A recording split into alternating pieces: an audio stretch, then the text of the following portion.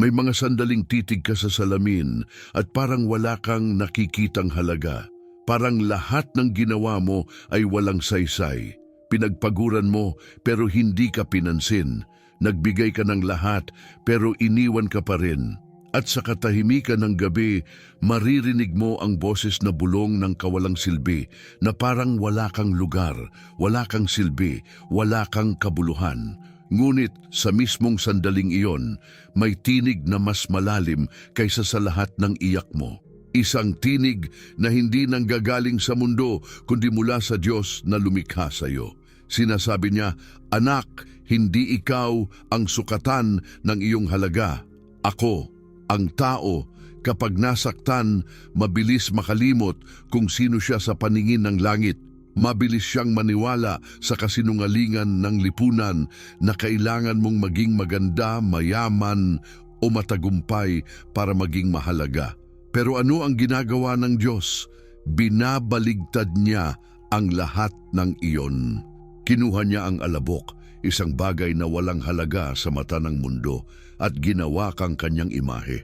Habang sinasabi ng mundo na wala kang silbi, sinasabi ng Diyos, "Ikaw ay gawa sa aking hininga." Kapag iniwan ka ng mga tao, tinatanganan ka pa rin niya. Kailan mo huling naalala na may Diyos na nagtakda ng halaga mo bago ka pa ipinanganak? Hindi niya hinintay na maging perpekto ka bago ka minahal. Sa katunayan, minahal ka niya habang wasak pa ang lahat. Kaya kung nararamdaman mong ikaw ay walang halaga, alalahanin ito. Hindi kailanman nasusukat ang iyong kahalagahan sa opinyon ng iba. Sinukat ka ng Diyos sa dugo ng kanyang anak. At walang halaga sa mundong ito ang makakatumbas niyon. Nakikita ng Diyos ang mga gabi mong walang tulog, ang mga dasal mong hindi mo na mabigkas, ang bigat ng loob na ayaw mong ipakita sa iba. At habang iniisip mong tahimik siyang nanunood, siya ay kumikilos. Hindi mo lang nakikita. Dahil minsan, bago niya ipakita ang liwanag, kailangan muna niyang iparamdam ang dilim, hindi para takutin ka, kundi para ipaalala na kahit sa dilim, hindi ka nag-iisa. Maraming tao ngayon ang nabubuhay na parang basura sa sistema ng mundo. Tinatapon kapag wala ng silbi. Pero sa plano ng Diyos, walang basura. Walang nilikha niya para lang mawala. Lahat ay may layunin, kahit ang sugatan, kahit ang tahimik, kahit ikaw. Kaya kapag nararamdaman mong wala kang halaga, tanungin mo ang sarili mo, sino ba ang nagsabi niyan? Ang Diyos o ang takot mo? Ang katotohanan ay ito, may kaaway na gustong burahin ang imahe ng Diyos sa iyo. Gusto niyang maniwala kang walang kwenta para hindi mo mahanap ang liwanag mo. Ngunit sa bawat pagkakataong bumibigay ka, may espiritu ng Diyos na bumubulong, "Anak, bumangon ka, ikaw ay akin." Hindi siya nagsasawa, hindi siya napapagod. Dahil ang halaga mo ay nakatatak sa kanyang pangako, hindi sa iyong pagkakamali. Kaya huwag mong hayaang husgahan ng mundo ang halaga mo. Ang mundong ito ay pabago-bago, pero ang Diyos hindi. At kapag sinabi niyang mahalaga ka, wala nang pwedeng bawiin iyon. Ang mga sugat mo, hindi niya tinatago, ginagawa niya iyong patunay ng kaligtasan. Ang mga luha mo, hindi niya sinasayang, ginagawa niya iyong binhi ng bagong simula. At ngayon, sa gitna ng lahat ng ingay at panghuhusga, maririnig mong malinaw, ikaw ay hindi aksidente. Ikaw ay nilikha, pinili at minahal. Hindi mo kailangang magpanggap. Hindi mo kailangang patunayan ang sarili mo. Ang Diyos mismo ang nagpapatunay. At kung sa tingin mo'y tapos na ang lahat, tandaan mong sa mata ng Diyos, doon pa lang nagsisimula ang himala. Ang salitang nagbibigay liwanag sa lahat ng kadiliman ng kawalang halaga ay matatagpuan sa Isaiah 43:7. Huwag kang matakot sapagkat tinubos kita. Tinawag kita sa iyong pangalan. Ikaw ay akin. Sa isang panahon kung saan ang Israel ay alipin, pagod at tila nakalimutan ng Diyos, dumating ang mensaheng ito. Ang mga tao noon ay halos mawalan ng pag-asa. Nasira ang kanilang templo, winasak ang kanilang lungsod, at maraming buhay ang nawala. Para silang tinapon sa mga kamay ng kaaway, parang wala ng saysay. Ngunit sa gitna ng pagkawasak, biglang nagsalita ang Diyos. Hindi sa pamamagitan ng hari, hindi sa pamamagitan ng sundalo, kundi sa pamamagitan ng kanyang salita. Huwag kang matakot, sabi niya. Tinubos kita, tinawag kita sa pangalan mo, ikaw ay akin. Ang mga salitang iyon ay hindi lamang para sa Israel, kundi para rin sa iyo. Dahil ang Diyos na nagsalita noon ay ang parehong Diyos na nakakita sa luha mo ngayon. Sa bawat gabi ng kawalan ng pag-asa, sa bawat sandaling iniisip mong walang nakaririnig, siya ay naroroon. Ang pangakong ito ay hindi pangkaraniwan. Hindi ito pahayag ng panandaliang aliw, kundi isang deklarasyon ng pagmamay-ari. Kapag sinabi ng Diyos, ikaw ay akin, hindi iyon simbolo. Isa iyong panata na walang puwersa, walang kasalanan at walang panahon na makakapaghiwalay sa Kanya sa iyo. Isipin mo ang tagpo nung panahon ng Israel. Nasira ang lahat, ngunit sa gitna ng abo, may tinig na nagsasabing, ikaw ay akin. Ganito rin ang ginagawa ng Diyos sa iyo ngayon. Sa gitna ng pagkabigo, sa pagitan ng takot at kahihiyan, inuulit niya ang parehong mensahe. Huwag kang matakot. Ang takot ay kumakain ng halaga ng tao. Ginagawa nitong malabo ang pangako ng Diyos. Pero ang kanyang salita ay parang apoy na hindi namamatay. Kahit lumipas ang siglo, nananatiling totoo. Tinubos kita. Sa wikang Hebreo, ang tinubos ay nangangahulugang may nagbayad upang ibalik ang isang bagay na mahalaga. Ibig sabihin, ang Diyos ay nagbayad upang maangkin kang muli. Hindi niya hinayaang manatili ka sa pagkakagapos ng kasalanan o kawalan ng halaga. Ang dugo ni Kristo ang kabayaran ng iyong kalayaan. Kaya kapag nararamdaman mong walang nagmamahal sa iyo, alalahanin mo, may Diyos na nagbayad ng lahat upang ikaw ay maging Kanya. Hindi mo kailangang magbayad muli ng halaga na minsan ng tinubos. Tinawag kita sa iyong pangalan. Hindi ka isang numero, hindi ka basta nilalang. Tinawag ka niya sa pangalan mo dahil kilala ka niya ng lubos. Alam niya ang takbo ng isip mo, ang ritmo ng tibok ng puso mo at ang bawat lihim mong iyak. Sa mundong puno ng ingay kung saan napakaraming boses ang nagsasabi kung sino ka dapat maging, naroon ang isang tinig na mas malalim. Ang tinig ng Diyos na nagsasabi, ikaw ay akin. At sa sandaling marinig mo iyon, ang mga salita ng mundo ay nawawalan ng kapangyarihan. Kung iisipin mo, ganun din ang ginawa ni Jesus sa mga taong walang halaga sa paningin ng lipunan. Sa babaeng Samaritana sa balon, sinabi niya, kung alam mo lamang kung sino ang humihingi sa iyo ng tubig. Sa babaeng ipinahamak dahil sa kasalanan, sinabi niya, ni ako ay hindi ka hinahatulan. Sa bulag na ipinanganak, binuksan niya ang mga mata hindi lamang para makakita, kundi para makilala kung sino ang Diyos. Ang bawat kwento ay patunay na ang halaga ng tao ay hindi kailanman nawawala, kahit anong dungis o kahinaan. Ngunit bakit kailangang ipaalala pa ng Diyos? Dahil gaya ng Israel noon, mabilis tayong makalimot. Kapag dumaan ang unos, iniisip nating iniwan na niya tayo. Kapag walang sagot sa panalangin, iniisip nating tahimik siya.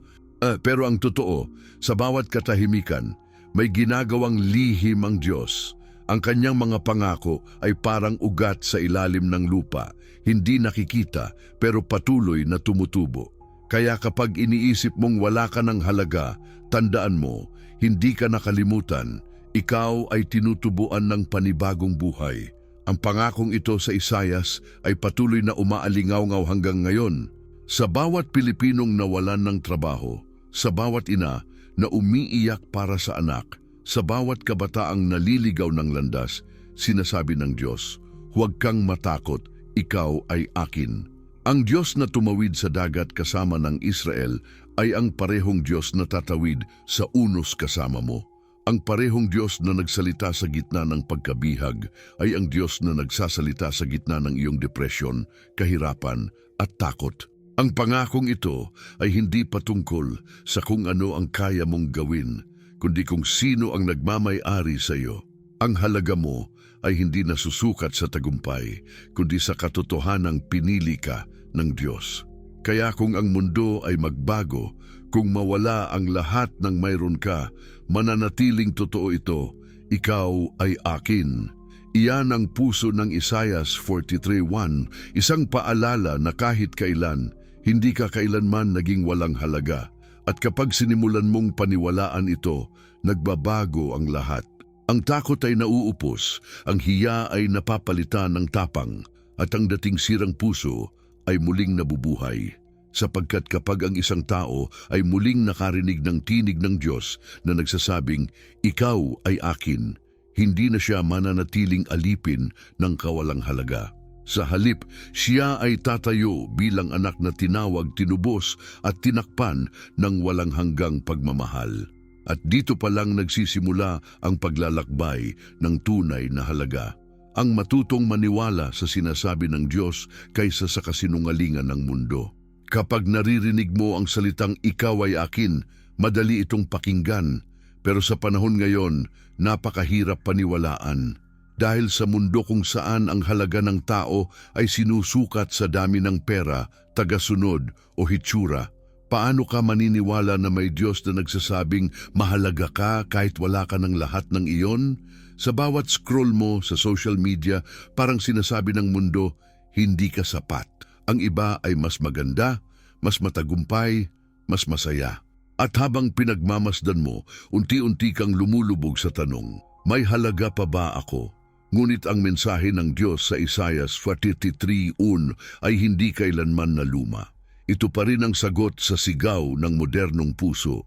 Huwag kang matakot, ikaw ay akin. Isipin mo ang panahon natin ngayon, maraming pamilya ang nagkakawatak-watak, maraming kabataan ang nawawala sa direksyon, maraming ama't ina ang ginigiba ng problema sa pera. Sa bawat sulok ng lipunan, may mga taong lumalakad na parang walang saysay. Ang mundo ay parang naging pabrika ng pagkukumpara.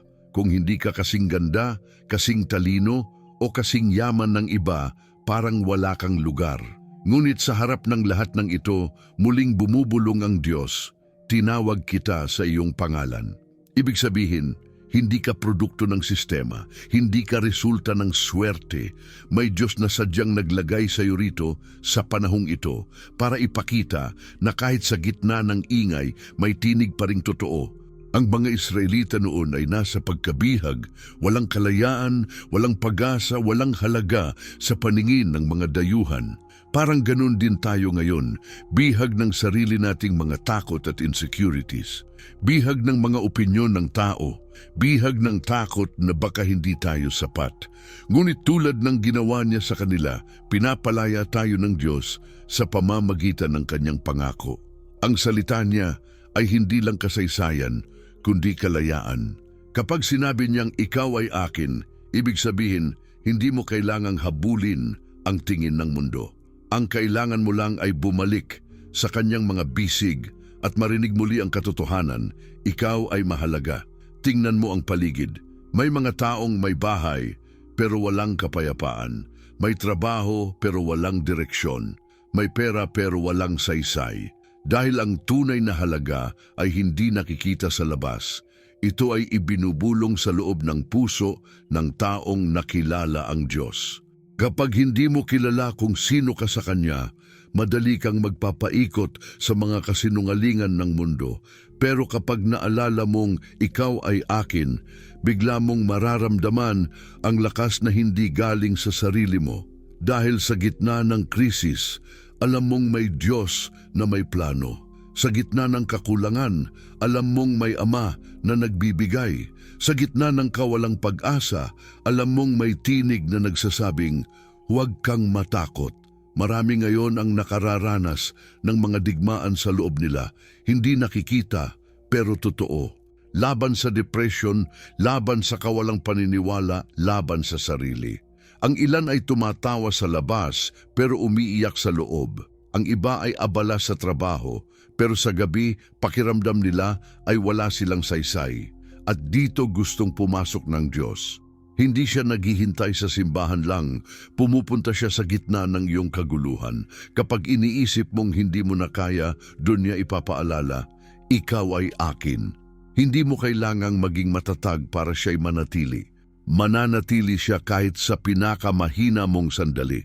Isipin mo, kung kayang iligtas ng Diyos ang buong bansang Israel mula sa pagkabihag, hindi ba niya kayang iligtas ang puso mong pagod?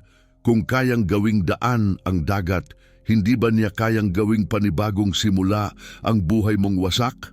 Ang parehong Diyos na tumawid sa tubig noon ay ang Diyos na tatawid sa luha mo ngayon. Walang kasalanan, walang kabiguan, walang takot na kayang maghiwalay sa iyo sa Kanya. Ang problema, mas pinakikinggan natin minsan ang takot kaysa sa tinig niya.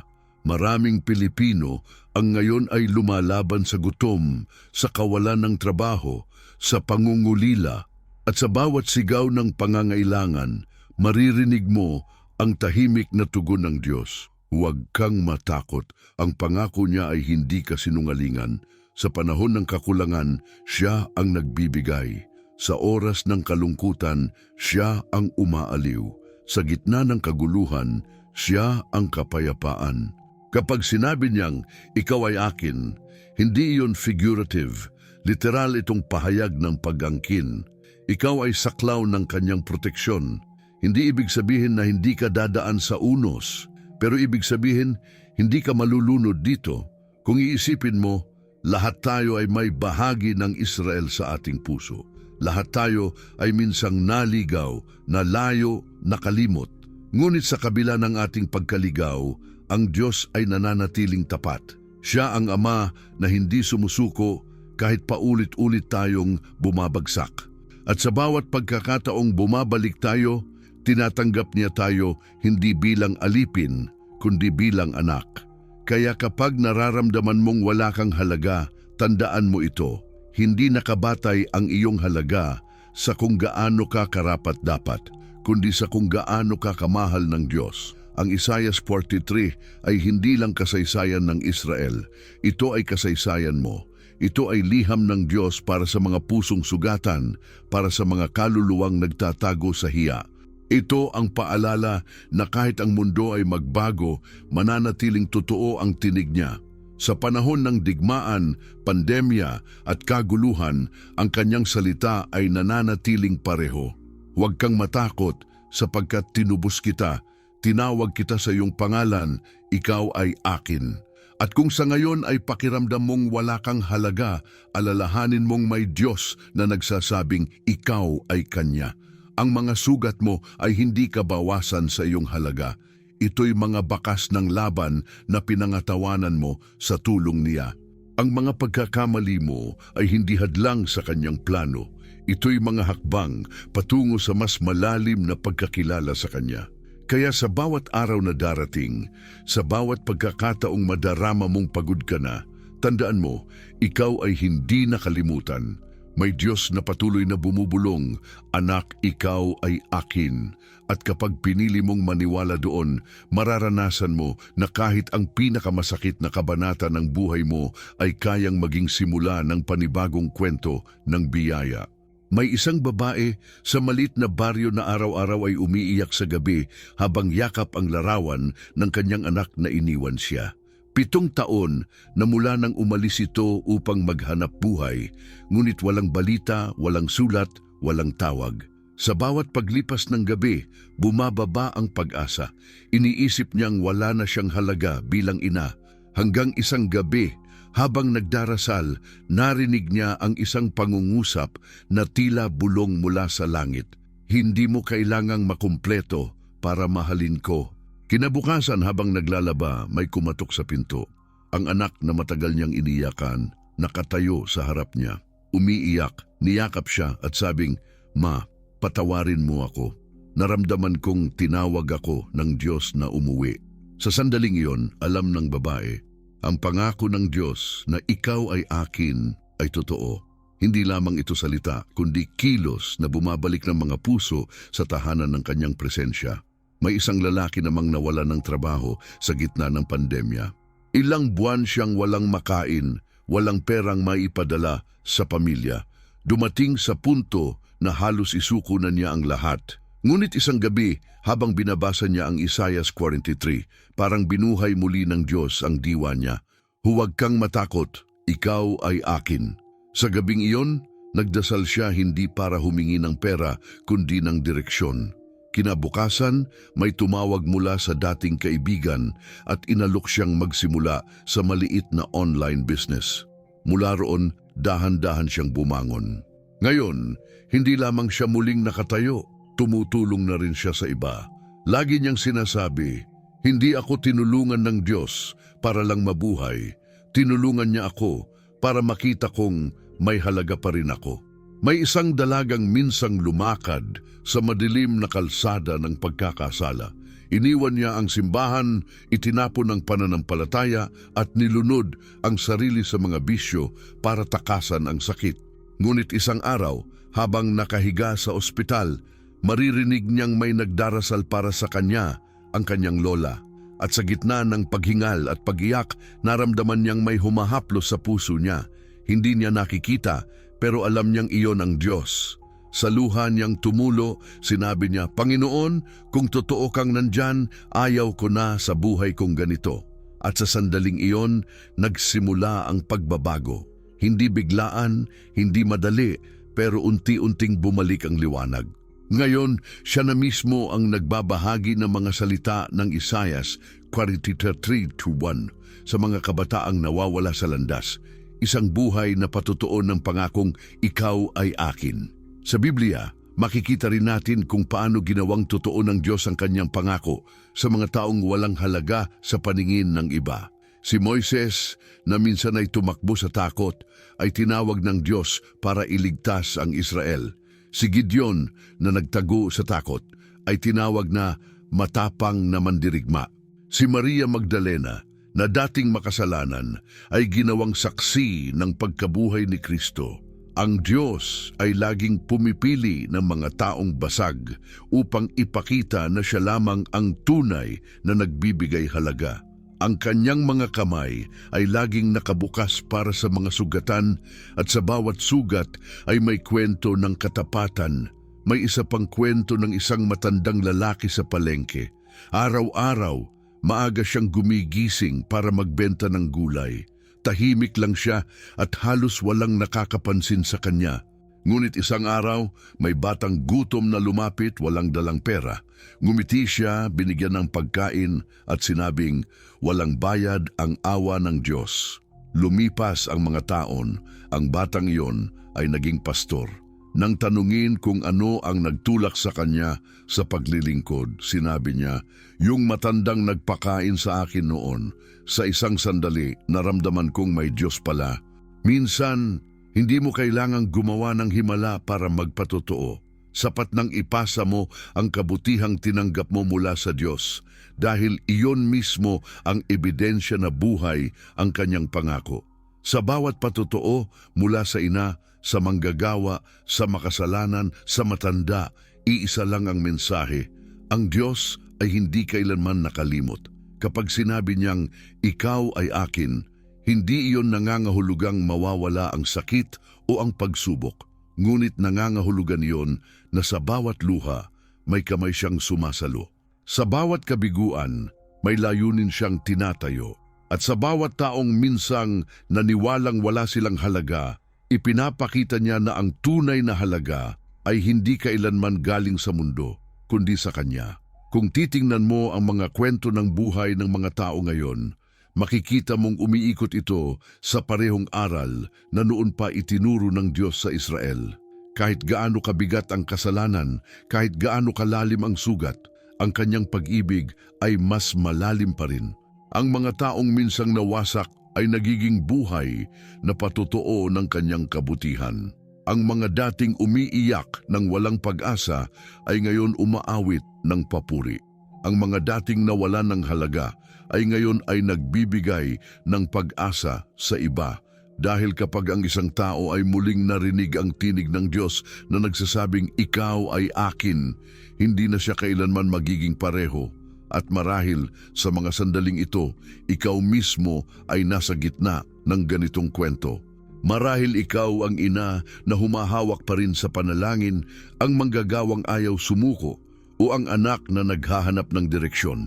Hindi aksidente na naririnig mo ito ngayon, sapagkat ang Diyos na gumawa ng himala noon ay gumagawa pa rin ngayon. At sa bawat hininga mong pagod na pagod, siya ay bumubulong. Huwag kang matakot, tinubos kita, tinawag kita sa iyong pangalan, ikaw ay akin. Ang mga patutuong ito ay hindi katang-isip. Ito ay patunay na ang Diyos ay tapat sa kanyang salita. At kung kaya niyang baguhin ang buhay ng iba, kaya niya ring baguhin ang iyo. Dahil sa dulo ng lahat, ang tunay na layunin ng bawat himala ay hindi lang pagpapagaling o pag-angat, kundi ang ipaalala sa iyo na hindi kailanman nagbago ang katotohanan. Ang Diyos ay tapat at ikaw ay Kanya magpakailanman. Ang pangako ng Diyos sa Isaiah 43:1, huwag kang matakot sapagkat tinubos kita, tinawag kita sa iyong pangalan, ikaw ay akin, ay hindi lamang pahayag ng pag-ibig, kundi bahagi ng isang dakilang plano ng propesiya na umaabot mula sa simula ng kasaysayan hanggang sa wakas ng panahon. Ito ay isang hibla na nagdurugtong sa mga pangako ng Diyos kay Abraham, sa mga propesiya ni Isaias at Jeremias, hanggang sa katuparan kay Kristo at sa mga huling araw na ipinahayag sa Aklat ng Pahayag. Ang bawat salita ay hindi lamang para sa Israel noon, kundi para sa lahat ng anak ng Diyos na dumaraan sa mga panahon ng kadiliman, takot at kawalang halaga ngayon. Noong sinabi ng Diyos, tinubos kita, hindi lamang ito tumutukoy sa pagliligtas sa Israel mula sa Babylonia. Ito ay hula ng mas malalim na pagtubos, ang darating na sakripisyo ni Kristo sa krus. Ang dugo ni Jesus ang naging ganap na katuparan ng salitang iyon. Ang tinubos ay naging realidad nang siya'y nag-alay ng buhay upang palayain tayo hindi lamang sa pagkaalipin sa tao, kundi sa pagkaalipin ng kasalanan. Ang Isaiah 43 ay nagsilbing paunang anino ng plano ng kaligtasan, isang plano na pinanday bago pa likhain ang mundo. Ang mga propeta noon ay nagsalita ng pag-asa sa gitna ng paghatol. Si Jeremias ay nagsabi, may plano ako para sa inyo, plano ng kapayapaan at hindi ng kasamaan. Si Daniel ay nanindigan sa gitna ng mga hari upang ipakita na ang kapangyarihan ng Diyos ay hindi kailanman naluluma. At si Isaias sa kanyang mga salita ay nagpahayag ng Panginoon na darating upang aliwin ang kanyang bayan. Lahat ng ito ay iisang mensahe. Ang Diyos ay hindi nakakalimot. Ang kanyang pangako ay palaging gumagalaw sa ilalim ng bawat bagyo ng kasaysayan. Kapag tinitingnan mo ang propetikong larawan ng Biblia, makikita mo na ang mga pangako ng Diyos ay palaging nauuna bago ang gulo. Bago dumating ang pagkabihag, may pangako ng pagtubos. Bago dumating ang taggutom, may babala ng pag-aani. Bago dumating ang delubyo, may arka. At ngayon, bago dumating ang mga huling araw na binanggit sa pahayag, ang panahon ng takot, digmaan at kaguluhan, ipinaalala niya pa rin, ikaw ay akin. Hindi mo kailangang mangamba sa hinaharap dahil ang Diyos na gumawa ng plano noon ay siya pa ring nagbabantay ngayon. Sa Apokalipsis, nakasulat na ang Diyos ay magpapahid ng bawat luha at wala ng kamatayan o pag-iyak. Iyon ang dulo ng pangakong sinimulan niya sa Isaias. Sa simula, sinabi niyang, huwag kang matakot, at sa wakas, sinasabi niya, narito ginagawa kong bago ang lahat ng bagay. Mula simula hanggang wakas, iisa lang ang tema, ang Diyos ay hindi lumilisan. Kahit ang mga propesiyang puno ng poot at parusa ay may lihim na mensahe ng awa, sapagkat ang layunin niya ay hindi sirain, kundi ibalik. Kung titingnan mo ang mundo ngayon, mga digmaan, sakuna, pandemya, gutom at pagkalito, parang nauulit ang mga panahon ng propeta. Ngunit sa likod ng lahat ng ito, kumikilos ang parehong Diyos. Ang mga pangyayari ay hindi aksidente. Ang pag-uga ng mundo ay paalala na ang mga tao ay kailangang bumalik sa Kanya. Ang mga kaguluhan ay hindi tanda ng kawalan ng Diyos, kundi ng kanyang muling pagkilos. Tulad ng sinabi sa Mateo 24, makakakita kayo ng mga digmaan at mga balita ng digmaan, ngunit huwag kayong matakot. Ang mga salitang iyon ay hindi pananakot. Iyon ay pagpapatunay na ang plano ng Diyos ay patuloy na natutupad. Ang Isaiah 43 ay isang paunang larawan ng pangako ni Kristo sa Ebanghelyo. Ako ang mabuting pastol, nakikilala ko ang aking mga tupa at sila ay akin. Iyon ang eko ng parehong pahayag, ikaw ay akin. Mula sa Israel hanggang sa simbahan ngayon, iisa ang panawagan, alalahanin kung kanino ka. Sa panahon ng pagkalito at tukso, tandaan mo na hindi mo kailangang patunayan ang iyong halaga sa mundo. Ang pangalan mo ay nakasulat sa mga palad ng Diyos. Ang kanyang plano ay mas mataas kaysa sa gulo ng kasalukuyan. Ang propesya ay hindi para takutin, kundi para ihanda. Kapag nakikita mong bumabagsak ang mga sistema ng tao, huwag kang mangamba. Ibig sabihin, gumagalaw na ang pangako ng Diyos. Ang pag-uga ng mundo ay tanda na malapit nang ipakita niya ang kanyang katapatan. Tulad ng Israel na muling itinayo matapos ang pagkabihag, itatayo rin niya ang mga buhay na gumuho. Ang mga luha mo ngayon ay hindi katapusan. Ito ay abono ng himala na kanyang ihahanda. At kung minsan parang matagal dumating ang katuparan, pero sabi sa Habakuk 2:3, bagaman magtagal, hintayin mo ito, tiyak na darating, hindi ito magpapaliban. Ang bawat pangako ng Diyos ay may sariling oras. At kapag dumating ang sandaling iyon, walang makakapigil. Tulad ng bukang liwayway na hindi mapipigilan ng gabi, gayon din ang katuparan ng kanyang salita. Ang mga propesiya ay patunay na siya ay tapat, at kung tapat siya sa mga hula ng daigdig, mas lalo siyang tapat sa mga pangako niya sa iyong puso.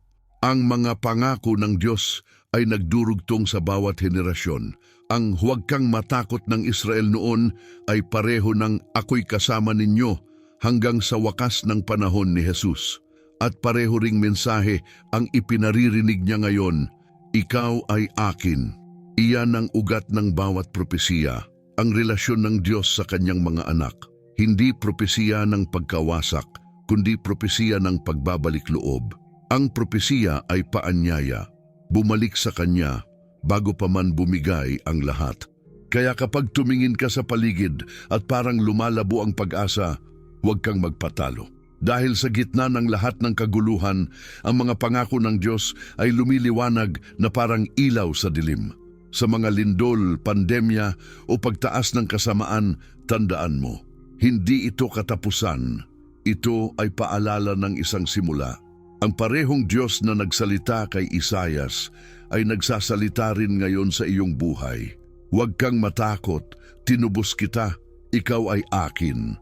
Ang mga propesiya ng Diyos ay hindi kailanman para takutin, kundi para ipaalala na siya pa rin ang may kontrol. Ang tadhana ng mundo ay nasa kanyang mga kamay at gayon din ang buhay mo.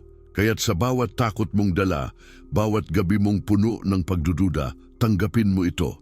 Ikaw ay bahagi ng kanyang plano. Hindi aksidente ang buhay mo. Isa kang patunay ng isang pangakong sinimulan ng Diyos libu-libong taon na ang nakalilipas at hanggang ngayon tinutupad niya.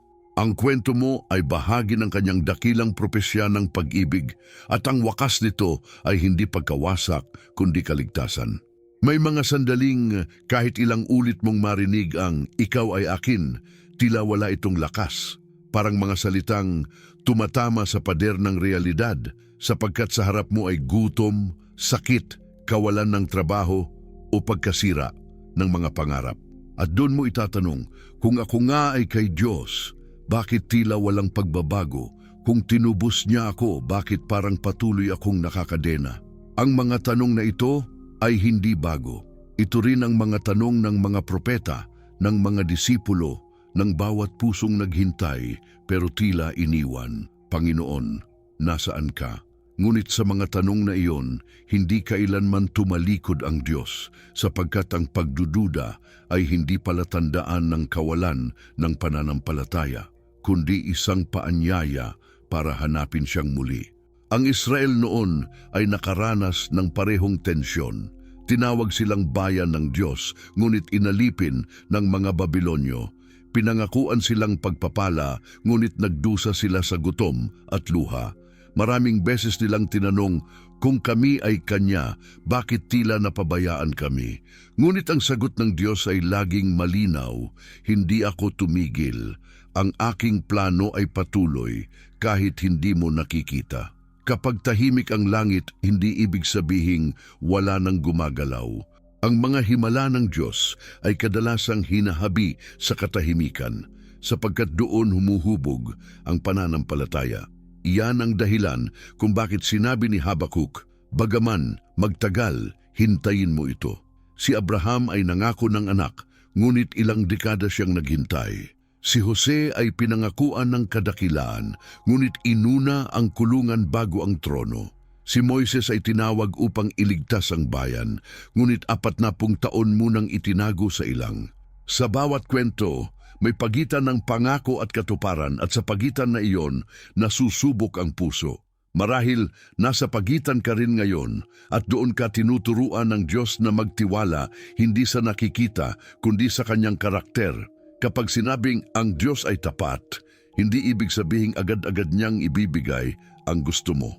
Ibig sabihin, ibibigay niya kung ano ang makabubuti sa kaluluwa mo.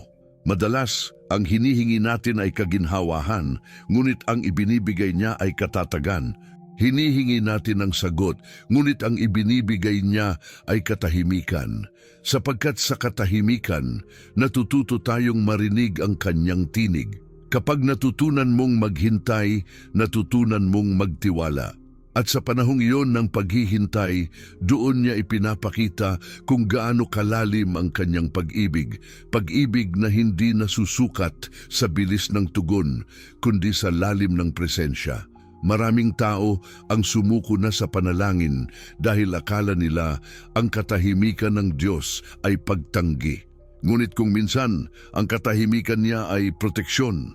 Kapag hindi niya pa ibinibigay, marahil hindi pa oras. Kapag tila hinaharang niya, marahil pinipigilan niya ang kapahamakan. Kapag tila huli na, marahil gusto niyang makita mong siya lamang ang tunay na pag-asa. Sa 2 Pedro 3:2-9, sinasabi, "Hindi nagmamadali ang Panginoon sa pagtupad ng kanyang pangako, gaya ng inaakala ng iba. Sa halip, siya ay matiyagang naghihintay dahil ayaw niyang may mapahamak. Ang bawat delay ay may dahilan. Ang bawat hindi pa ay bahagi ng oo na darating sa tamang oras." Ang mga propeta at mga apostol ay dumaan din sa puntong ito. Si Jeremias ay umiyak sa gitna ng pagkawasak ng Jerusalem, sinabing, "Parang kinalimutan ako ng Diyos." Ngunit sa parehong aklat, inamin niyang dakila ang kanyang katapatan. Si Job ay nawasak sa lahat ng aspeto, ari-arian, anak, kalusugan. Ngunit sa dulo, nakita niya na ang Diyos ay hindi kailanman umalis. Ang mga ito ay hindi kwento ng kabiguan, kundi kwento ng pagsubok na nagbunga ng pananampalataya. Kaya kung ikaw ay nasa gitna ng pagdududa, huwag kang mahiya. Ang Diyos ay hindi natitinag sa mga tanong mo. Ang mga tanong mo ay pintuan para marinig mong muli ang kanyang tinig. Ngunit may kailangang linawin, hindi lahat ng gusto natin ay pangako ng Diyos. Maraming bagay ang ating inaakala na kalooban niya, ngunit bunga lamang ng sariling hangarin. Kaya minsan, nagagalit tayo sa Kanya sa mga bagay na hindi naman niya ipinangako. Ang tunay na pangako ng Diyos ay laging nakaayon sa Kanyang layunin, hindi sa ating kagustuhan. Kaya kailangan nating matutunang kilalanin ang pagkakaiba ng hinihingi at ng ipinangako. Ang hinihingi ay pwedeng hindi niya ibigay, ngunit ang ipinangako, tiyak na Kanyang tutuparin. Isipin mo si Abraham, nangako ang Diyos ng anak, ngunit dumaan siya sa mga tao ng katahimikan. Nang siya'y tumanda, Inakala niyang huli na ang lahat, ngunit sa mismong panahong wala ng pag-asa, tinupad ng Diyos ang kanyang salita. Hindi dahil malakas si Abraham, kundi dahil tapat ang Diyos. Iyon ang likas niya, kaya kapag tila walang nangyayari sa buhay mo ngayon, huwag mong kalimutan, hindi ang bilis ng tugon ang sukatan ng katapatan ng Diyos, kundi ang katuparan nito sa tamang panahon. Kapag hinahayaan ng Diyos na maghintay ka, hindi ibig sabihin ay nakalimutan ka niya. Ibig sabihin, pinaghahanda ka niya. Ang paghihintay ay hindi parusa, ito ay proseso. Sa bawat araw na walang sagot, may lakas siyang hinuhubog sa loob mo. At kapag dumating ang araw na iyon, ang araw na maririnig mong muli ang kanyang tinig, mararanasan mong totoo ang lahat ng sinabi niya. Makikita mong hindi kailanman nasayang ang bawat luha dahil ang bawat patak nito ay naging binhi ng pananampalataya. Kaya kapag dumating ang gabi ng pagdududa, kapag naramdaman mong walang halaga ang lahat ng ginawa mo, balikan mo ang Isaiah 43:1. Ipaalala mo sa sarili mo, tinubos niya ako, tinawag niya ako sa pangalan ko, ako ay kanya. Ang mga salitang ito ay hindi emosyon. Ito ay katotohanan, at kahit hindi mo ito maramdaman ngayon, totoo pa rin ito bukas. Dahil ang katapatan ng Diyos ay hindi nakabatay sa damdamin, kundi sa kanyang dinagbabagong likas. Marahil hindi mo pa nakikita ang katuparan, pero ang Diyos ay gumagalaw. Ang kanyang mga plano ay hindi napuputol ng oras o ng kabiguan. At kung minsan, kailangan mo munang dumaan sa panahon ng katahimikan para marinig mo muli ang kanyang tinig ng mas malinaw. Sapagkat sa gitna ng duda, dun mo matutuklasan na ang tunay na pananampalataya ay hindi nakabatay sa sagot, kundi sa tiwala. At kapag natutunan mong manampalataya, kahit walang nakikitang resulta, doon mo mararanasan ang kapayapaang higit sa pangunawa. Kaya't huwag kang matakot kung tila hindi pa natutupad ang pangako. Hindi mo kailangang pilitin ang oras. Sapat na ang magtiwala sa Diyos na may hawak ng panahon. Tandaan mo, kung ang langit ay nananatiling matatag, kung ang araw ay patuloy na sumisikat sa oras na itinakda niya, ganoon din siya sa iyo. Hindi niya nakakalimutan, hindi siya nagkakamali. At sa tamang panahon, ipapakita niya na ang bawat paghihintay, bawat pagdududa at bawat luha ay ginamit niya upang ihanda ka sa katuparan ng kanyang walang hanggang pangako. Ang pangakong huwag kang matakot sapagkat tinubos kita, tinawag kita sa iyong pangalan, ikaw ay akin ay hindi lamang para basahin o pagnilayan. Ito ay paanyaya para isabuhay. Ang Diyos ay hindi lamang nagbigay ng salita para aliwin ka. Ibinigay niya ito para baguhin ang paraan ng iyong pamumuhay. Kaya ngayong narinig mo na ang kanyang tinig, panahon na upang matutunan kung paano ito isa sa buhay araw-araw. Hindi sa teorya, kundi sa gawa. Dahil ang pananampalataya ay hindi nakikita sa damdamin, kundi sa kilos ng puso na nagtitiwala sa kabila ng kawalan ng katiyakan. Una, simulan mo sa pag-alaala. Araw-araw, bago ka lumabas ng bahay o bago ka matulog, ulitin mo sa sarili mo, ako ay pag-aari ng Diyos. Sabihin mo ito kahit hindi mo nararamdaman. Sabihin mo ito kahit may problema ka, kahit tila walang sagot. Sapagkat sa bawat pagbanggit mo nito, binabago mo ang direksyon ng iyong isip. Ang mga salita ng Diyos ay parang binhi kapag paulit-ulit mong itinatanim sa iyong puso, unti-unti itong tutubo bilang lakas, kapayapaan at tapang. Kapag ang mundo ay sumisigaw ng wala kang halaga, sagutin mo, tinubos ako ng Diyos, ako ay Kanya. Pangalawa, turuan mong manahimik ang iyong puso. Sa panahong puno ng ingay, kailangan mong matutong makinig. Ang panalangin ay hindi lang pagsasalita, ito ay pakikinig din. Maglaan ng ilang minuto bawat araw para manahimik, huminga at hayaan ang presensya ng Diyos na punan ang katahimikan. Ipaalala mo sa sarili mo na hindi mo kailangang kontrolin ang lahat. Ang Diyos ang may hawak. At sa sandaling maramdaman mong bumibigat ang takot, sabihing muli, huwag akong matakot dahil siya ay kasama ko. Pangatlo, isabuhay ang pasasalamat. Marami sa atin ang natututong magreklamo bago magpasalamat. Ngunit kung gusto mong maranasan ang kapayapaan ng Diyos, simulang palitan ang reklamo ng papuri. Bago mo sabihin, wala akong sapat, sabihin mo muna, salamat Panginoon sa kung anong mayroon ako. Kapag natutunan mong magpasalamat kahit sa gitna ng kulang, pinapakita mo sa langit na nagtitiwala ka sa kanyang kabutihan. At ang puso na marunong magpasalamat ay laging pinupuno ng Diyos ng higit pa sa inaasahan. Pang-apat, huwag mong hayaang manahimik ang iyong pananampalataya. Ibahagi mo ang pangakong ito sa iba. May mga taong katulad mo rin, pagod, sugatan at nag-aalangan sa sarili. Kapag sinabi mong ikaw ay kanya rin, hindi mo lang sila inaaliw, pinapaalalahanan mo silang may Diyos na nagmamahal. Maging boses ka ng pag-asa sa gitna ng mga boses ng takot. Maging liwanag ka sa mga lugar na madilim.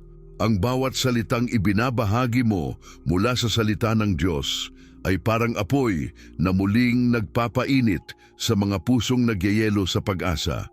Panglima, magtiwala sa proseso ng Diyos.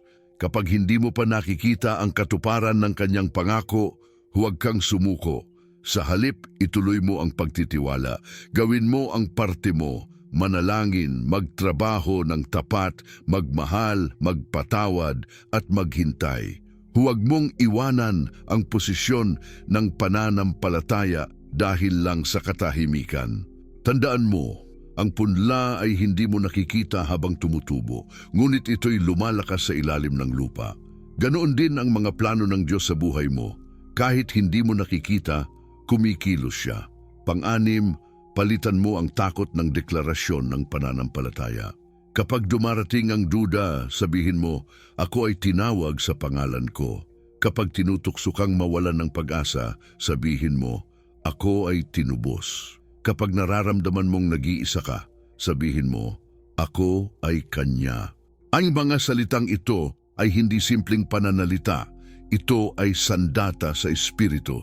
Kapag paulit-ulit mong ipinahahayag ang katotohanan ng Diyos, tinatanggal mo ang kapangyarihan ng kasinungalingan ng kaaway.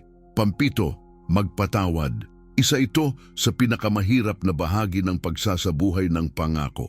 Ngunit hindi mo tunay na mararanasan ang kalayaan kung may kinikimkim ka pa ring galit. Ang Diyos na nagsabing, ikaw ay akin, ay siya ring Diyos na nagpalaya sa iyo mula sa kasalanan.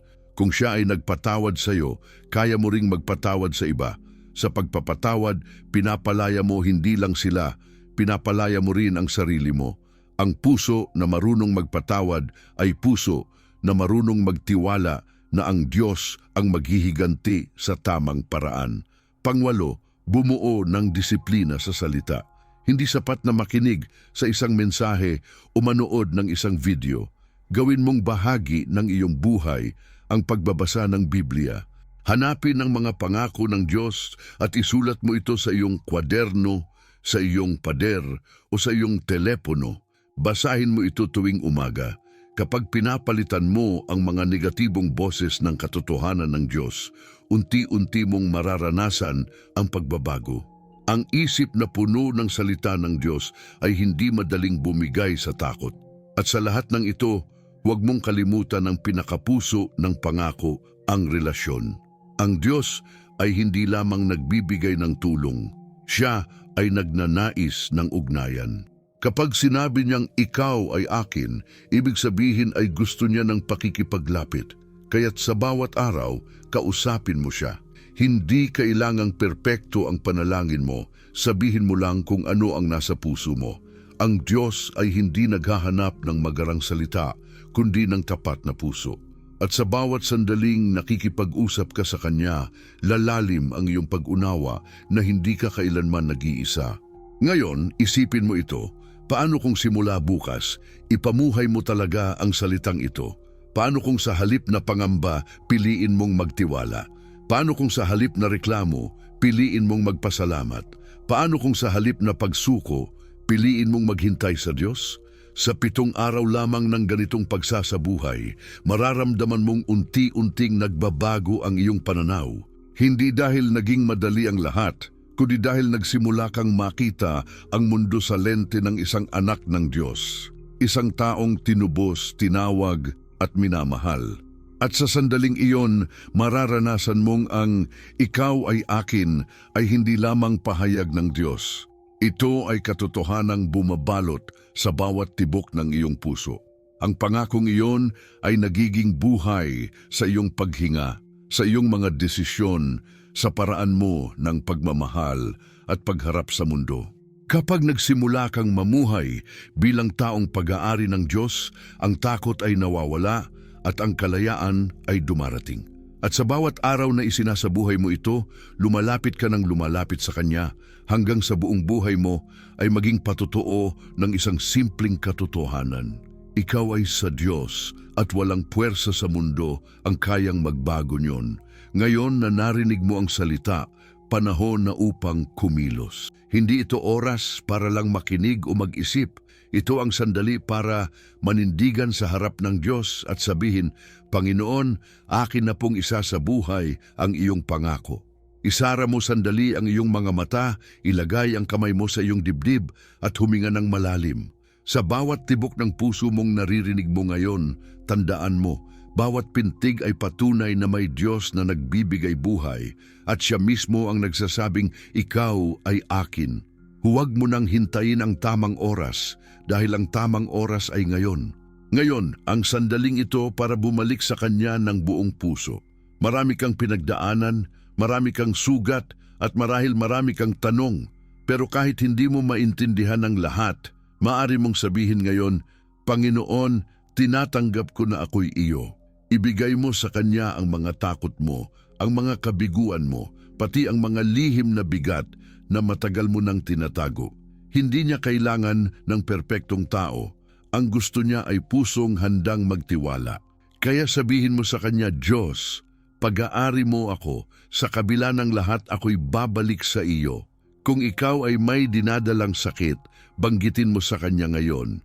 Kung may alalahanin ka para sa pamilya mo, iharap mo iyon sa Kanyang mga kamay. Kung may pagkakasalang hindi mo mapatawad ang sarili mo, ilapit mo sa krus at sabihin, Panginoon, linisin mo ako. Sa sandaling ginagawa mo ito, tandaan mong hindi ka nag-iisa. Libo-libong tao ngayon sa iba't ibang lugar ay sabay na tumatanggap ng parehong pangako. Isipin mong sa bawat sulok ng mundo, may mga pusong bumabalik din kay Kristo at kasama ka roon. Hindi mo kailangang maging malakas para tumugon. Kahit mahina ka, sapat na yon para marinig ng Diyos. Ang Kanyang lakas ay nagsisimula sa iyong kahinaan. Kaya sa halip na magtago, lumapit ka. Sa halip na mag-alinlangan, sumuko ka. Ang pagsuko sa Diyos ay hindi kabiguan. Ito ang simula ng tagumpay. Ang sandaling sabihin mong, Panginoon, hindi ko na kaya pero alam kong kaya mo, iyon ang sandaling nagsisimulang kumilos ang langit para sa iyo. Ngayon, samahan mo ako sa tahimik na panalangin sa puso mo. Sabihin mo, Ama sa langit, salamat sa iyong pangako. Alam kong tinubos mo ako. Alam kong tinawag mo ako sa pangalan ko. Ngayon, itinatakwil ko ang lahat ng takot. Lahat ng kasinungalingan na nagsasabing wala akong halaga. At tinatanggap ko na ako ay iyo, hindi dahil sa kabutihan ko, kundi dahil sa kabutihan mo. Sa bawat araw na darating, gabayan mo ako na mamuhay bilang iyong anak. Gamitin mo ang buhay kong ito para magbigay ng liwanag sa iba. At kahit ako'y magkamali, ipaalala mo sa akin na hindi nagbabago ang iyong pag-ibig. Ako ay iyo, Panginoon, magpakailanman. Habang binibigkas mo ang panalangin ito, maramdaman mong tila may liwanag na unti-unting pumapasok sa loob mo. Hindi ito liwanag ng mundo, kundi liwanag ng presensiya ng Diyos. Ang bigat sa iyong dibdib ay unti-unting gumagaan. Dahil sa unang pagkakataon, hindi mo na kailangang patunayan ang sarili mo. Tinatanggap ka ng Diyos ng buong buo. Sa sandaling ito, may mga kadena ng takot na napuputol. may mga sugat na unti-unting naghihilom at may mga puso na muling bumubukas sa pag-asa. Ngayon gusto kong isipin mong hindi lang ikaw ang nagdarasal. May libo-libong kaluluwa na kasabay mong sumisigaw, "Ako ay sa Diyos." May mga ina na humahawak sa larawan ng kanilang mga anak. May mga kabataang umiiyak sa dilim ng kwarto. May mga ama na nagbubuhos ng luha habang nakaluhod. Iisa ang mensahe ng bawat isa. Panginoon, pag-aari mo kami. At sa langit, maririnig mong tila may katahimikang puno ng kapangyarihan sapagkat kapag ang mga anak ng Diyos ay nagsasama sa pananampalataya, ang langit ay kumikilos. Huwag mong hayaang matapos dito ang iyong pagtugon. Gawin mong pang-araw-araw na panata ang muling paglapit sa Kanya. Kapag magigising ka sa umaga, sabihin mo, "Diyos, salamat at muli akong iyong pag-aari." Kapag natatakot ka, sabihin mo, "Hindi ako magigiba dahil tinubos ako." Kapag pinanghihinaan ka ng loob, sabihin mo, "Tinawag ako ng Diyos sa pangalan ko." Gawing musika ng iyong buhay ang pangakong ito hanggang maging awit ng kalayaan sa puso mo. At kung gusto mong maging patunay ng pananampalatayang ito, isulat mo sa iyong mga labi ang pananalig na iyon. Ikomento mo, "Ako ay pag-aari ng Diyos." Hindi ito simpleng salita, ito ay deklarasyon ng iyong bagong buhay. Kapag ginagawa mo ito, ipinapahayag mo hindi lamang sa mundo, kundi sa espiritual na dako na wala ng puwersang makapaghihiwalay sa iyo sa pag-ibig ng Diyos. Isa kang saksi ng Kanyang pangako at bawat salitang, "Ako ay sa Diyos," ay paalala sa iba na may pag-asa pa rin. Huwag kang matakot sa bukas. Huwag kang mangamba sa mga susunod na araw. Ang Diyos na nagbigay ng pangako ay siya ring Diyos na mananatiling tapat hanggang sa wakas.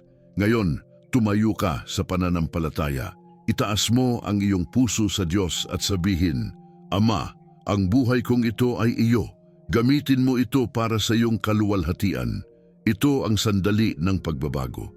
Ito ang oras ng pagbabalik. Ito ang simula ng panibagong kabanata kung saan hindi ka naalipin ng takot, kundi anak ng Diyos na buhay. At magmula ngayon, lalakad ka na hindi bilang talunan, kundi bilang minamahal, tinubos at pinangakuan ng walang hanggang pag-asa. Isara mo ang iyong mga mata ngayon, huminga ng malalim at ilagay ang iyong kamay sa iyong puso. Taimtim nating hanapin ang presensya ng Diyos. Ama sa langit, naririto kami sa iyong harapan. Sa katahimikan ng aming mga puso, humihingi ng iyong awa, ng iyong paghipo, ng iyong kapangyarihan. Panginoon, sinabi mo sa iyong salita sa Isaiah 43:1, "Huwag kang matakot sapagkat tinubos kita. Tinawag kita sa iyong pangalan, ikaw ay akin." Ngayon, Panginoon, hinahawakan namin ang pangakong iyon. Sa bawat sugatang puso, sa bawat kaluluwang nagdududa sa sarili, sinasambit namin, kami ay iyo at wala nang makakakuha niyon sa amin. Ama, maraming gabi kaming natulog na umiiyak, iniisip na wala kaming halaga. Maraming araw kaming naglakad na tila walang direksyon. Pero ngayon, Panginoon, binabalik namin ang lahat ng iyon sa iyo. Sa iyong mga kamay, isinusuko namin ang aming mga takot. Sa iyong paanan, iniiwan namin ang aming mga kabiguan. At sa iyong presensya, tinatanggap namin ang kapayapaan na galing sa iyo lamang. Panginoon, turuan mo kaming manampalataya kahit hindi namin nakikita. Palakasin mo kami, lalo na sa mga panahong mahina kami. Punuin mo ng katiyakan ang aming puso na kami ay hindi kailanman nag-iisa. Ama, sa oras na ito, itinataas namin sa iyo ang aming mga pamilya. Ipinagdarasal namin ang mga magulang na nag-aalala para sa kanilang mga anak. Ipagkaloob mo sa kanila ang tapang na magpatuloy at ang biyaya ng pag-asa. Inilalapit namin ang mga anak na naliligaw ng landas, na napalayo sa iyo. Tawagin mo silang muli, Panginoon, sa pamamagitan ng iyong Espiritu. Ibalik mo sila sa liwanag ng iyong pag-ibig. Ipinagdarasal namin ang mga kabataang nawawala sa direksyon, mga pusong sugatan, mga kaluluwang pagod. Hawakan mo sila Ama, at iparamdam mo sa kanila na hindi pa huli ang lahat. Panginoon, itinataas din namin ang mga dumaranas ng sakit sa katawan. Sa pangalan ni Jesus, idinadalangin namin ang kagalingan. Ihipan mo ng iyong buhay ang bawat parte ng kanilang katawan na mahina at ibalik mo ang lakas na galing sa langit. Sa mga may karamdaman sa puso, bigyan mo ng kapayapaan. Sa mga may karamdaman sa isip, bigyan mo ng kaliwanagan. Sa mga may karamdaman sa kaluluwa, bigyan mo ng kagalingang hindi kayang ibigay ng mundo. Sapagkat sinabi mo, Panginoon, na sa pamamagitan ng mga sugat ni Kristo, kami ay pinagaling. Ngayon, tinatanggap namin ang kagalingang iyon, hindi lamang sa katawan, kundi sa buong pagkatao. Ama, inaalala rin namin ang mga walang hanap buhay, ang mga nagugutom, ang mga nag-aalala kung saan kukuha ng pang-araw-araw na pangangailangan. Tulad ng ginawa mong pakainin ng libo-libo sa ilang, gawin mo rin iyon ngayon, Panginoon. Buksan mo ang pinto ng biyaya at ipadala mo ang probisyon sa mga tahanang walang laman ang mesa. Palitan mo ng pag-asa ang kawalan. Palitan mo ng kalakasan ang pagod. Sa mga taong halos sumuko na, yakapin mo sila ngayon, Panginoon, at ipaalala sa kanila na hindi pa tapos ang kwento.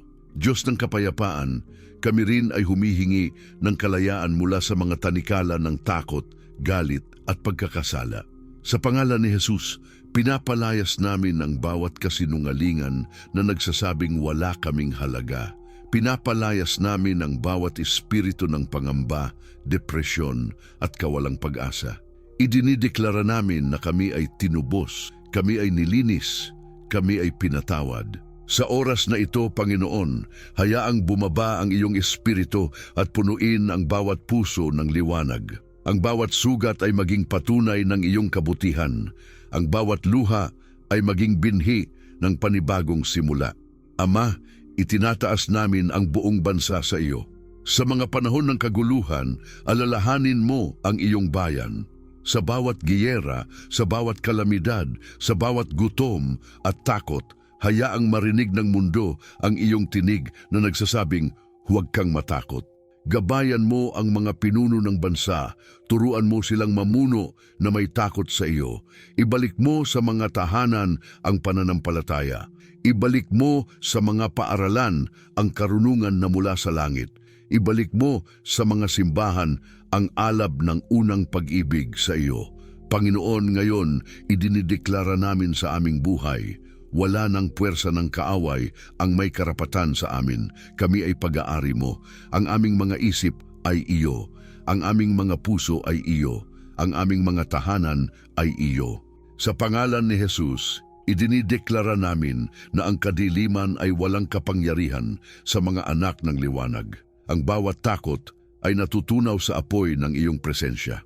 Ang bawat pagdududa ay napapalitan ng katiyakang ikaw ay tapat. Ang bawat kahinaan ay nagiging pagkakataon para ipakita mo ang iyong kapangyarihan. At ngayon, Ama, sama-sama kaming lumalapit bilang iisang pamilya ng pananampalataya. Libo-libong tinig sa iba't ibang dako ng mundo ay nagsasabing may iisang Diyos na tapat at may iisang pangalan na nagbibigay buhay, ang pangalan ni Jesus. Kaya sa oras na ito, kami lumuluhod sa harap mo, Panginoon, hindi bilang mga taong perpekto, kundi bilang mga anak na nagbabalik. Patawarin mo kami sa mga sandaling nakalimot kami. Linisin mo kami sa mga pagkakamaling paulit-ulit naming ginawa. Palitan mo ang kahihiyan ng katapatan at ang pagkabigo ng bagong simula. Sa bawat isa na nagdarasal ngayon, Ama, iparamdam mo ang iyong yakap. Hayaan mong maramdaman nila ang init ng iyong pag-ibig. Isang pag-ibig na hindi kailanman nagbago, kahit sila ay nagkamali.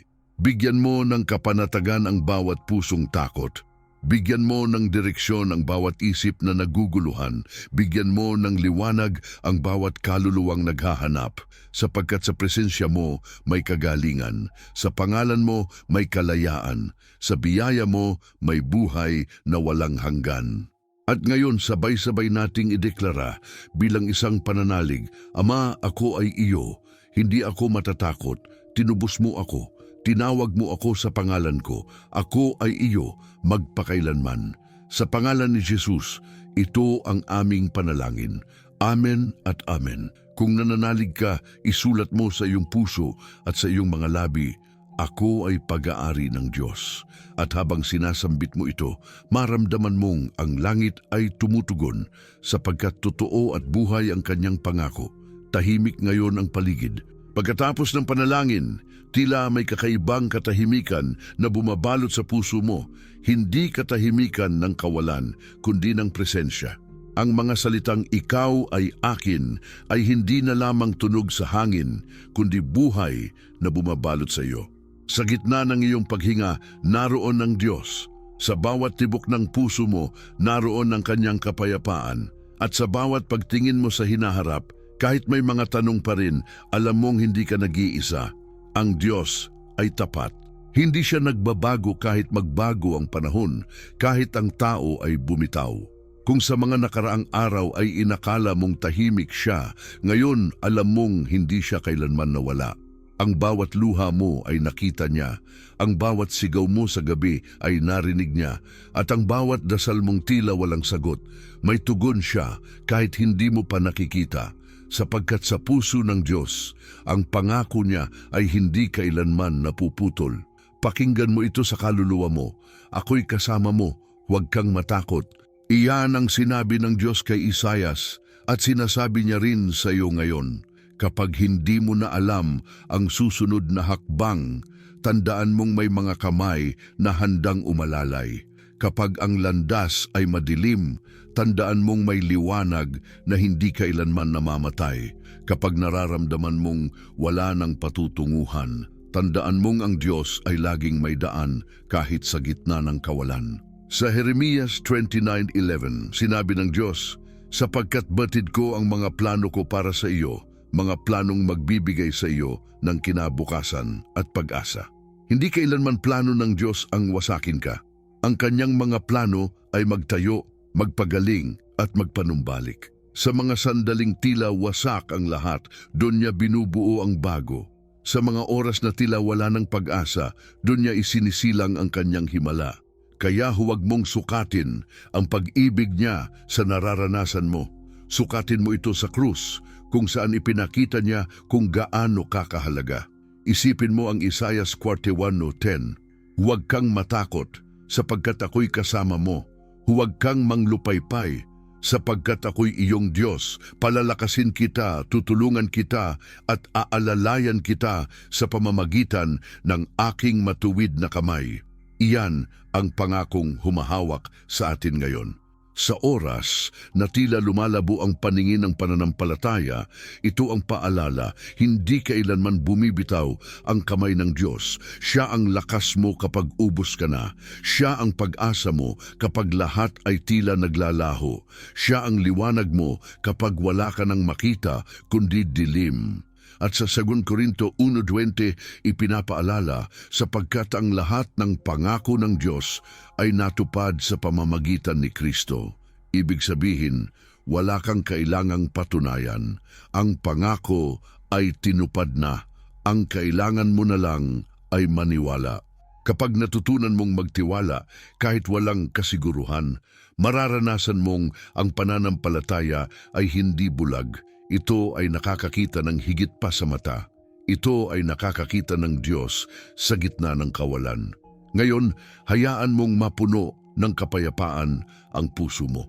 Hindi kapayapaang pansamantala, kundi kapayapaang galing sa Diyos, iyong kapayapaang hindi naaapektuhan ng gulo ng mundo. Isipin mong yakap ka ng kanyang mga bisig. Walang kailangang patunayan, walang kailangang baguhin. Ang tanging hinihingi niya ay manatili kang nagtitiwala, dahil ang pananampalataya ay hindi tungkol sa lakas ng tao, kundi sa katapatan ng Diyos. Kung kanina ay umiyak ka, ngayon hayaan mong pumasok ang katahimikan. Kung kanina ay natakot ka, ngayon maranasan mo ang pagyakap ng pag-asa. Kung kanina ay pinasan mo ang bigat, ngayon ilapag mo sa Kanya at magpahinga. Sapagkat ang Diyos ay hindi lamang nakikinig, Siya ay kumikilos. At habang ikaw ay tahimik ngayon, may mga pintong binubuksan, may mga sugat na hinahaplos, may mga dasal na sinasagot. Hindi mo lang alam kung paano, pero tiyak na nangyayari. Tingnan mo ang paligid, marahil pareho pa rin ang sitwasyon, ngunit may nagbago. Ikaw, ang puso mong dati puno ng takot ay ngayon puno ng tiwala. Ang isip mong dati ipagod ay ngayon may kapahingahan. At ang kaluluwang dati naliligaw ay ngayon nakabalik sa tahanan ng Diyos. Sapagkat ang presensya niya ay hindi kailanman lumisan, naghihintay lamang siya na bumalik ka at maranasan mong muli ang kanyang yakap. Kaya ngayon, sabihin mo sa puso mo, hindi ako mag-iisa, ang Diyos ay kasama ko. Sa bawat hakbang na gagawin mo mula ngayon, bitbitin mo ang kapayapaang ito. Kapag may unos, tandaan mong siya ang kalmadong bumubulong. Tahimik ka, kasama mo ako. Kapag may luha, tandaan mong may kamay na sumasalo. Kapag may pangamba, tandaan mong ang tinig niya ay mas malakas kaysa sa takot. Ang Diyos ay tapat. Sa simula pa lang ng kwentong ito, hanggang sa katapusan, iisang mensahe ang paulit-ulit niyang sinasabi, huwag kang matakot, ikaw ay akin. Iyon ang dahilan ng iyong kapahingahan. Iyon ang dahilan kung bakit maaari kang ngumiti kahit may luha at umawit kahit may bigat. Dahil alam mong ang bawat laban ay hawak ng Diyos at ang bawat araw ay may grasya. Kaya sa sandaling ito, hayaan mong lumalim ang pasasalamat. Sabihin mo sa Diyos, salamat Ama, dahil hindi mo ako iniwan. Salamat dahil totoo ang iyong pangako. Salamat dahil tinawag mo ako sa pangalan ko. At habang sinasabi mo ito, maririnig mong bumabalik sa iyo ang kanyang tinig. Mahina ngunit puno ng kapangyarihan, anak, huwag kang matakot sapagkat ikaw ay akin. At sa tinig na iyon, natatapos ang bawat takot at nagsisimula ang kapayapaang hindi na kailanman mawawala. Ngayon, habang bumabalik ka sa katahimikan ng araw na ito, alalahanin mo kung saan ka nagsimula. Sa una, dala mo ang bigat ng pakiramdam na parang wala kang halaga. Ngunit ngayon, matapos mong marinig ang salita ng Diyos, alam mo na, hindi kailanman nawawala ang iyong halaga sa kanyang mga mata. Mula sa mga unang salitang, huwag kang matakot, hanggang sa huling pagbulong ng ikaw ay akin, ipinakita ng Diyos na ang kanyang pag-ibig ay hindi nakadepende sa kung gaano ka karapat-dapat, kundi sa kung gaano siya katapat. Iyon ang pinakapuso ng lahat ng narinig mo ngayon, ang katiyakang may Diyos na hindi bumibitaw kahit ilang beses ka nang sumuko. Ang Diyos ay hindi kailanman nagsisinungaling sa kanyang mga pangako. Kung sinabi niyang tinubos ka niya, totoo iyon. Kung sinabi niyang tinawag ka niya sa iyong pangalan, ibig sabihin, kilala ka niya ng lubos, hindi bilang isa sa marami, kundi bilang isang anak na mahal niya ng personal. Kaya huwag mong hayaan na nakawin ng mundo ang katotohanan iyon. Sa bawat takot, sa bawat kabiguan, sa bawat gabi ng luha, ipaalala mo sa sarili mo, ako ay pag-aari ng Diyos. Dahil ang katotohanan iyon ang magpapatatag sa iyo sa mga darating na araw. Marahil sa susunod na linggo, haharap ka muli sa mga hamon. Babalik ang mga tanong, babalik ang mga takot. Ngunit ngayon, dala mo na ang liwanag ng pangakong ito. Alam mong hindi ka kailanman nag-iisa. Ang Diyos ay kasama mo sa bawat hakbang. Kapag hindi mo na kaya, siya ang kakayahan mo. Kapag wala kang lakas, siya ang sandigan mo. Kapag hindi mo alam kung saan pupunta, siya ang direksyon mo. At kapag lahat ay tila bumibigay, siya ang dahilan kung bakit ka pa rin tumatayo. Kaya ngayon, hayaan mong magpahinga ang puso mo sa katotohanan ito. Ang mga pangako ng Diyos ay hindi kailanman mababawi. Sa bawat panahon ng buhay mo, tagumpay man o kabiguan, pareho pa rin ang kanyang tinig, ikaw ay akin. Iyan ang sandigan mo sa bawat umaga, iyan ang ilaw mo sa bawat gabi.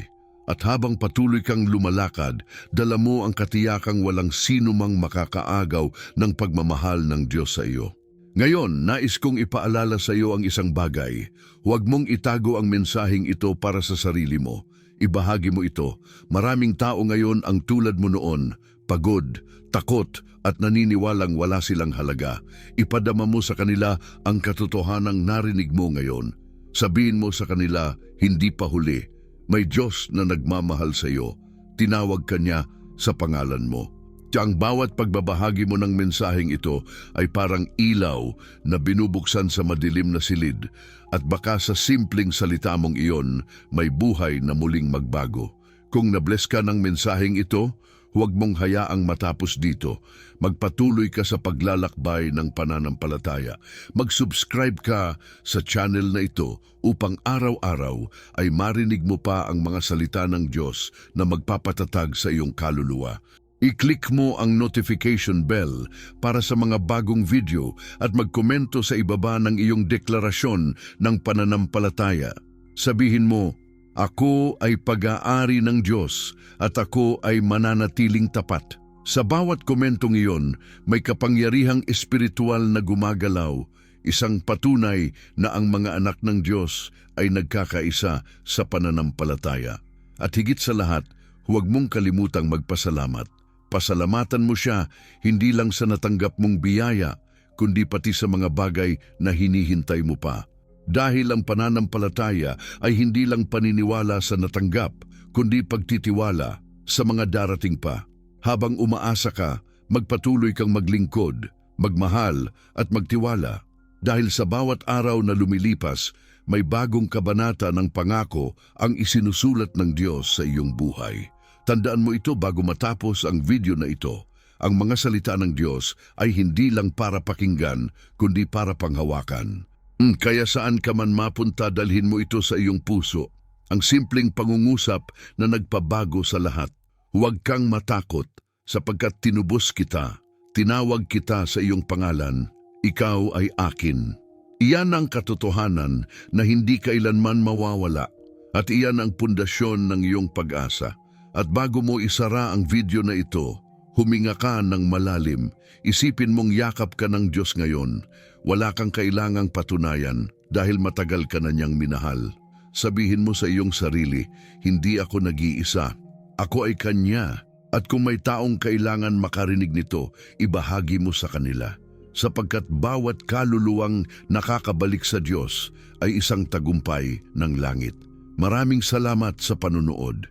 Naway manatili sa iyo ang kapayapaan ng Diyos, ang init ng Kanyang pag-ibig at ang katiyakang ikaw ay Kanya magpakailanman. Hanggang sa susunod na video, magpatuloy ka sa pananampalataya. Dahil ang susunod na pangakong ating pagtatalakayan ay magpapalalim pa sa iyong pag-asa, isang mensaheng muling magpapaalala na kahit sa gitna ng bagyo, ang Diyos ay tapat at ang Kanyang mga pangako ay hindi kailanman nabibigo.